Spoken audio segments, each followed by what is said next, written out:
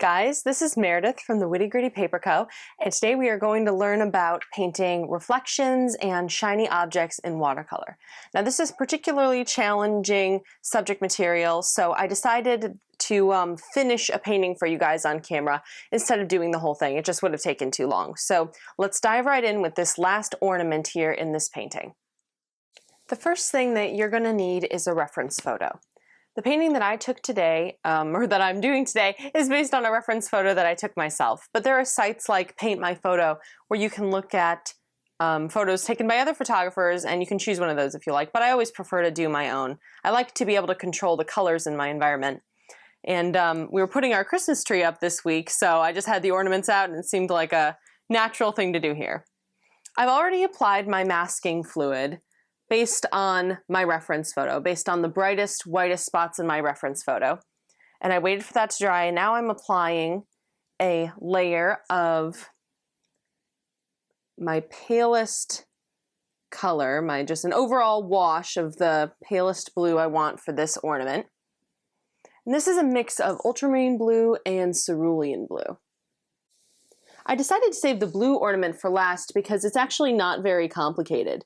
Based on all the ornaments in this photo, the most complicated ones were the silver ones.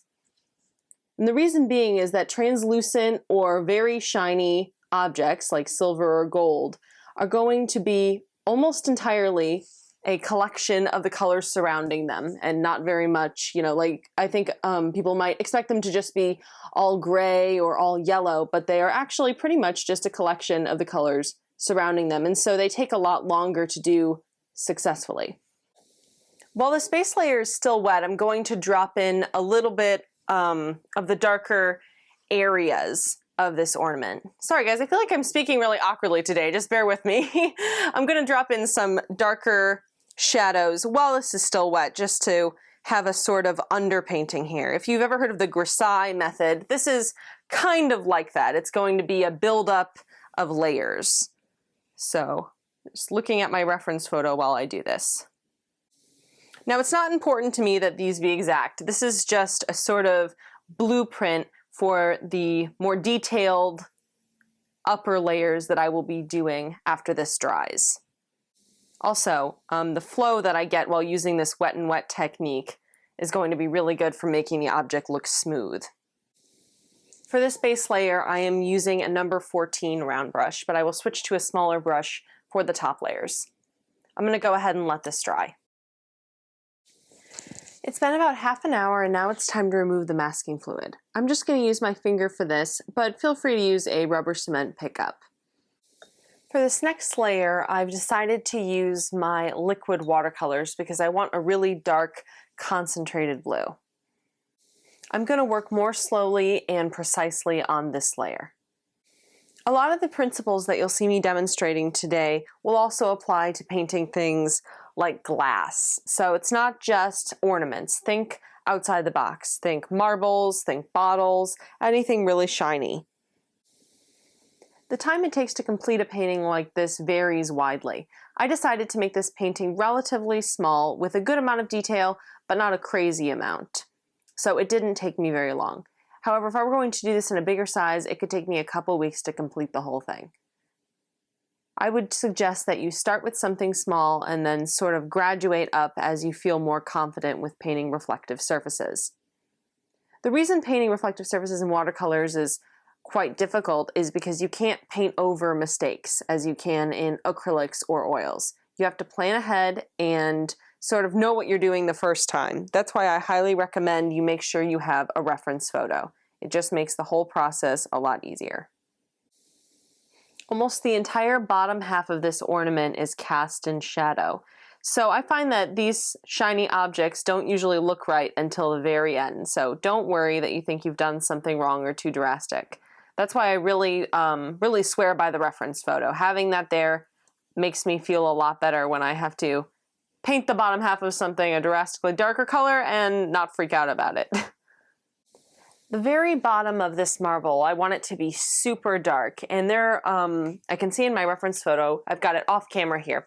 I can see that the bottom half of it is sort of, very interestingly, it's sparkling sort of violet purple tones. And my guess would be that that's because of the red marble that's located right below it. So I'm going to, I think, employ a little bit of violet in my darkest tone here. I'm mixing the darkest tone I'm going to use on this marble, and we're going to use it just on the very bottom. Keep in mind that watercolors are always going to dry lighter, so just keep that in mind when you're mixing these different shades. If I were working on a bigger piece of paper, this one ornament could have up to probably 25 layers on it. But in this smaller version I'm doing for you guys today, they'll probably only be about 5 or 10.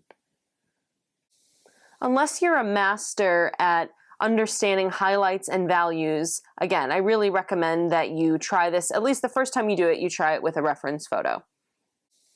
Once you remove your masking fluid, you have to be a lot more careful. Those areas aren't protected, so you have to paint around them as you go.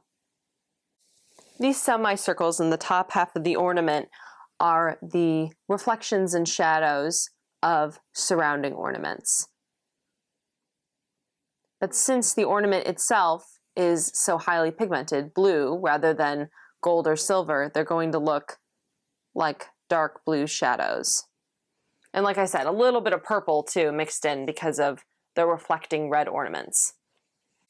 I'm going to soften this dark edge I have here just a little bit. I don't want to lose it. I still want it to be a pretty hard edge, but want to let it flow just a little to make it look like it is softly lit, like it is in my picture.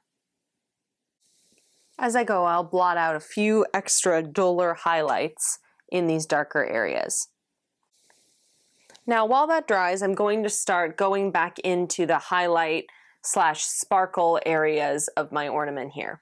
Now, all the ornaments in this painting have a sort of stripy pattern going on in their top half. And the reason is, when I took this reference photo, my lighting was through blinds. So it casted this very interesting shadow, this bright shadow across my ornaments, which I really liked. So I kept it in.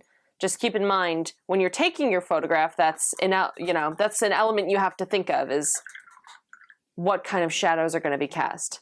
Now, these ornaments were super duper shiny, so they reflected everything in their vicinity. Something duller like marbles probably wouldn't have done the exact same thing in such great detail. But like I said, it was an artistic choice. I really liked it, and so I decided to keep it, but it is up to you. Now, I want you guys to resist the temptation to completely fill in the white areas that you've preserved with masking fluid.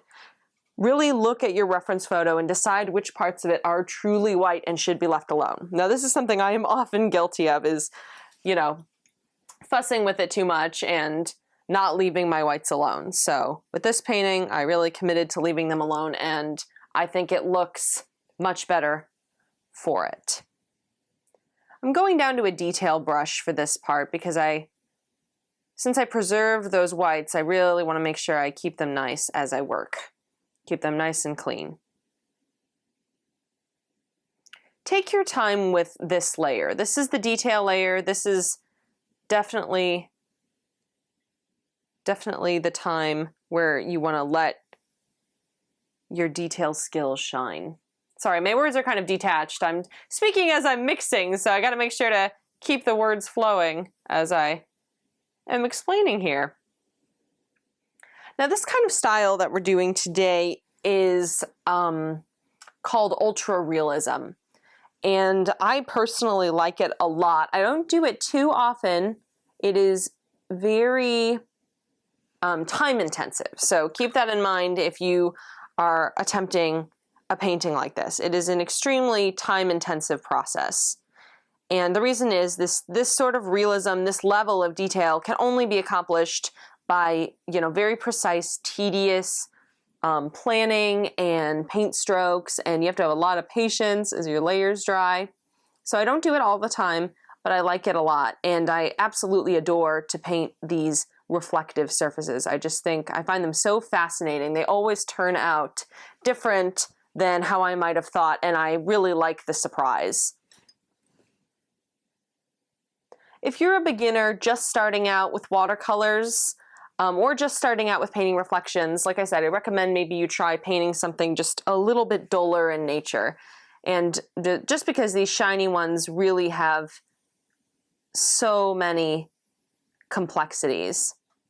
They are a blast, but they are very time consuming. And when I was taking this reference photo too, I put my ornaments on a piece of aluminum foil, which honestly just adds this whole other extra level of reflecting everything, and it is just very cool. So if you're not sure how to take a picture of reflective things, I would recommend that you try aluminum foil, especially if they are small things like ornaments. Make sure you swatch out your colors too as you go. Once you drop in a wrong color in these white areas, it's going to be very hard to fix. So just make sure you've got the right color on your brush. It's hard to go back. When you've preserved these areas so neatly, you really wouldn't want to mess them up like that. And I keep referring back to my reference photo as I'm going here, guys, because I just want to make sure I've got it as accurate as I can get it. Now I'm going to go in to the sparkle areas themselves, and I'm going to paint them in because they are not all white. If you look into some of these other ornaments here, you can see reflections of other colors in the sparkles, particularly the green one to the left of the blue one that I'm finishing up here. So I'm going to start with the sparkles at the top. So I'm going to need now some of the other colors that I use for some of the other ornaments, since that's what's reflected in these bright spots. Keep in mind that this process is one of the most difficult ones that you can do in watercolors. Ultra realism is a very time-intensive and difficult style to approach. So I don't want you guys to be intimidated or upset at all if it doesn't look right the first time. It probably won't. Speaking from experience, I would say it probably won't. I see some sort of hot pink highlights in the sparkles on the upper half of the ornament, and I see some beautiful sort of dark violet ones in the bottom half. It's fascinating to see what light does on these shiny objects, and even more fascinating to try to recreate it. I find having a paper towel nearby for blotting is also helpful with these highlights. Really want to make sure that I still keep them bright. I'm working slowly and methodically in these sparkles. Do not rush them. They will make your object come to life, or they will make it look wrong. One way or another, they are the sort of moment of truth for reflective paintings. Try to really pay attention to which areas of the sparkles are truly white and try to leave them that way. I know I may seem like a broken record on that point, but it is very important. If you cover up too much white, like I said, in watercolors, you can't get that back. There's no painting over it, as in acrylics and oils, which is half the fun, but also half the battle. Hopefully you guys are able to see fully what I'm doing here. I tried to zoom in a little today from our normal setup so that it would be clearer. All of the ornaments have similar lines within these stripy white highlights. Again, those are the blinds at work.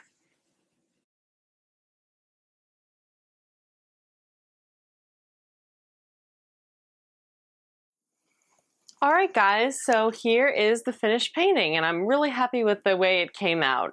And I hope you guys have learned something today. If you have, I would really appreciate it if you would like this video and subscribe to our channel. And I really hope you learned something today. If you have any extra questions, be sure to leave them in the comment section, and I will give you an answer. And again, thank you so much for watching. I hope you guys have a great day. Bye!